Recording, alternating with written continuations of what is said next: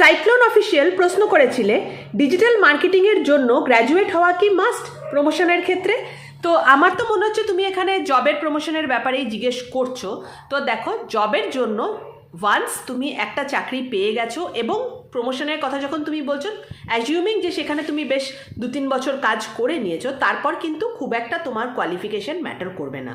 প্রমোশনের জন্য যেই জিনিসগুলো একটা কর্পোরেটে ম্যাটার করে থাকে, that is first of all performance, কীরকম তোমার পারফরমেন্স আছে। আর তাছাড়া অনেক কিছু ম্যাটার করে সেখানে, তোমার ইন্টারপার্সোনাল স্কিলস, তোমার কমিউনিকেশন কেমন, তোমার কোম্পানিতে বাকি যারা তোমার কলিগস আছে, তোমার বস আছে, তোমার ম্যানেজমেন্ট আছে, তাদের সাথে তোমার রিলেশনশিপস কেমন। তো সেখানে কিন্তু কোয়ালিফিকেশন খুব একটা ম্যাটার করে না। হ্যাঁ, খুব বড় কোম্পানি হলে সেখানে ওদের একটা নর্মস থাকে যে কোন কোন কোয়ালিফিকেশানে কোন কোন পজিশনগুলো সেখানে অ্যাপ্লাই করা যেতে পারে। তো সেখানে থাকতে পারে যেগুলো বিগ এমএনসি হাউস। তাছাড়া কিন্তু খুব একটা কোয়ালিফিকেশান ম্যাটার করবে না ফর প্রমোশন।